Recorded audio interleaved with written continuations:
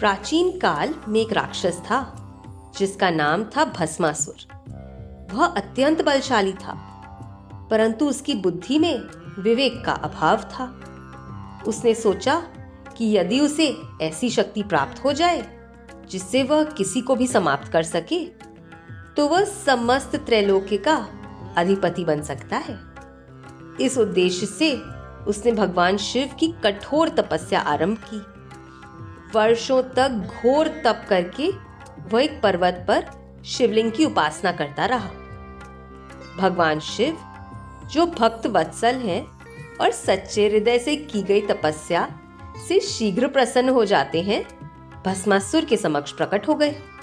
उन्होंने कहा, वत्स, मैं तुम्हारी तपस्या से प्रसन्न हूं। जो भी वर चाहो मांग लो। भस्मासुर ने अत्यंत चतुरता से कहा, हे महादेव, मुझे यह वरदान दीजिए कि मैं जिसके भी सिर पर हाथ रखूं वह तुरंत भस्म हो जाए। शिवजी ने बिना संकोच ये वर दे दिया, क्योंकि उन्हें उस समय उसकी वास्तविक मंशा का ज्ञान नहीं था। वरदान प्राप्त करते ही भस्मासुर की आंखों में अधर्म की चमक आ गई। उसने मन में सोचा, क्यों ना मैं सबसे पहले शिव को ही भस्म करूं, जिससे मैं सर्वोच्च बन जाऊं। भस्मासुर ने शिव की ओर बढ़ते हुए उनके सिर पर हाथ रखने का प्रयास किया। भगवान शिव यह समझ गए और तुरंत वहां से लोप हो गए। वे पर्वतों, जंगलों और आकाश में भागने लगे और भस्मासुर उनका पीछा करता रहा।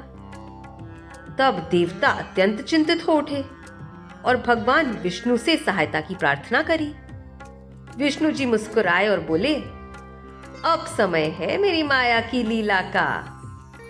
भगवान विष्णु ने एक अति रूपवती नारी का रूप धारण किया। वह थी मोहिनी। मोहिनी भस्मासुर के समक्ष नृत्य करती हुई प्रकट हो गई।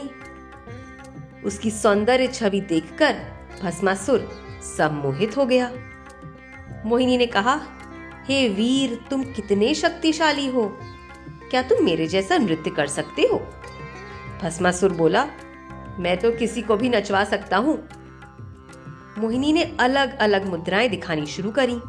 हाथ घुमाना, शरीर मोड़ना और अंत में अपने सिर पर हाथ रखना। भस्मासुर ने सब कुछ हूबहू अनुकरण किया और जैसे ही उसने अपने सिर पर हाथ रखा, वह तुरंत भस्म हो गया।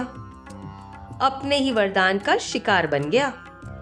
इस प्रकार भगवान विष्णु ने भगवान शिव की रक्षा की और भस्मासुर के अहंकार को विनष्ट किया।